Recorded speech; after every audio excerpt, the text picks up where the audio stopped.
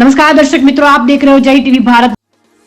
Ahmedabad Narendra Modi stadium को उड़ाने की धमकी मिलने के बाद 4 घंटे तक चलाया गया तलाशी अभियान बर्लिन, जर्मनी और रोमानिया से भेजा गया। नरेंद्र मोदी स्टेडियम को उड़ाने की धमकी 4 घंटे तक चला तलाशी अभियान। ये पाया गया कि ये मेल बर्लिन, जर्मनी और रोमानिया से आया था।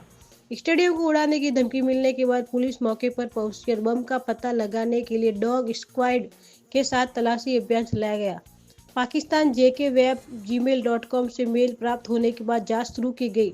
डाकिये ने लिखा, हम आपके राज्य में बम विस्फोट करेंगे। अज्ञात व्यक्ति के खिलाफ मामला दर्ज कर लिया गया है और आगे की जांच जारी है। स्टेडियम की सुरक्षा कड़ी की जाएगी और इसमें सुधार किया जाएगा। एसीपी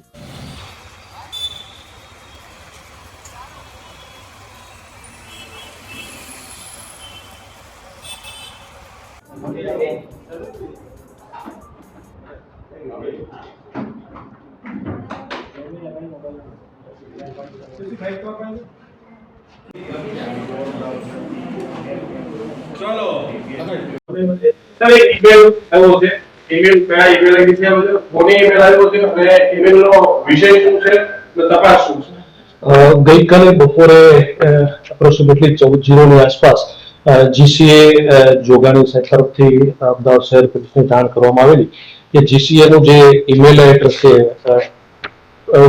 gca@gujaratcricket.association.com ઉપર अर्ली मॉर्निंग ની અંદર એક પાકિસ્તાન jk@gmail.com ઉપરથી એક મેલ આવેલો હતો। સવારે ઓફિસ સમય દરમિયાન આ લોકોએ 13:44 ની આસપાસ જ્યારે પોતાનું જીમેલ એકાઉન્ટ ખોલીને જોયું તે સમયે જે રેગ્યુલર એડમિનનું કામ કરે છે તેજસ કિશોરભાઈ મહેતા કે જેઓએ આ ઈમેલ પોતાના જીસીએના ઓફિશિયલ ઈમેલ એડ્રેસ ઉપર આવેલો જોયું। જે જોતા એ ઈમેલ એની અંદર પ્રથમ એક જ લાઈનની અંદર એક મેસેજ આપવામાં આવ્યો હતો કે we will do A bomb blast in your stadium. જે આધારે તાત્કાલિક એને ગંભીરતાથી લઈ તેઓ મહેરબાન પોલીસ કમિશનર સાહેબ તેમજ તાફાના તમામ અધિકારીઓને જાણ કરેલી।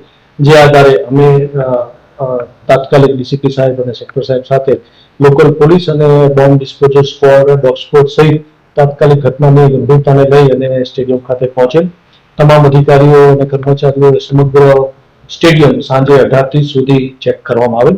આ દરમિયાન કોઈ પણ એવી અઘટિત વસ્તુઓ સ્ટેડિયમમાંથી મળી આવેલ નથી।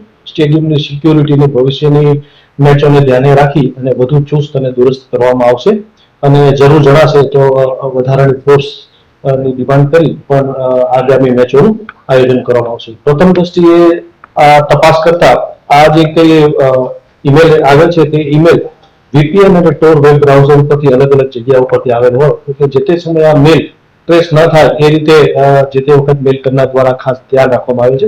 પ્રથમ દ્રષ્ટિએ આની માહિતી અમે ગૂગલ પાસેથી માંગેલી છે।